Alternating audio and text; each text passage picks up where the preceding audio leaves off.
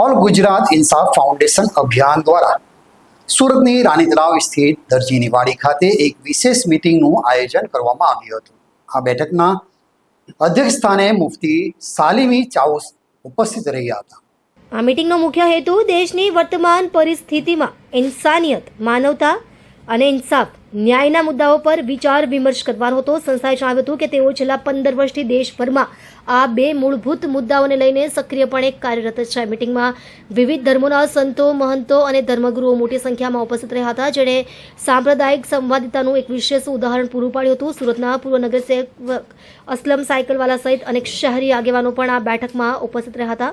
આ તકે વક્તાઓએ સમાજમાં સૌહાર્દ, ભાઈચારો અને તમામ વર્ગોને ન્યાય મળે તેવી જરૂરિયાત પર ભાર મૂક્યો હતો। કાર્યક્રમના અંતે આ મુદ્દે આગામી દિવસોમાં વધુ પગલાં લેવાની વાત કરવામાં આવી હતી। असलम सायकलवाला आज रोज दर्जीनी वाड़ी राणी तलाव खाते इंसानियत फाउंडेशनना फाउंडर अध्यक्ष एवं अहमदनगर महाराष्ट्र खास आवेला मुफ्ती सालिम यमनी साहब चाऊसनी આગેવાની હેઠળ આ મીટિંગનું આયોજન કરવામાં આવ્યું હતું। મુખ્ય મુદ્દો એ છે કે જે દેશમાં આજે પરિસ્થિતિ છે, ઇન્સાનિયત અને ઇન્સાફ, એ બે મુદ્દાને લઈને આ સંસ્થા છેલ્લા 15 વર્ષથી સમગ્ર દેશમાં કાર્યરત છે અને લગભગ 22 રાજ્યોમાં એમને અલગ અલગ કોન્ફરન્સ કરીને એમાં સંત, મહંતો અને દરેક ધર્મના મહાસંતો છે એમને પણ એમને ઇન્વાઇટ કર્યા છે, આવ્યા છે અને એક સારી કોમી એકતાની ભાવના સાથે, દેશની અખંડિતતાના ભાવના સાથે મિટિંગો થઈ છે, સભાઓ થઈ છે। એના મુખ્ય ભાગરૂપે સુરત શહેરની અંદર પણ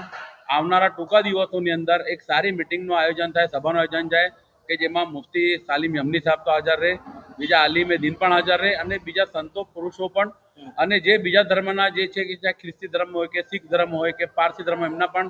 વડવાઓ હાજર રહે એ મિટિંગમાં અને સંદેશો આપે કે દેશમાં હાલની સ્થિતિએ ઇન્સાનિયત અને ઇન્સાફની કેટલી અત્યંત આવશ્યક જરૂર છે અને જે વ્યક્તિ જેનામાં ઇન્સાનિયત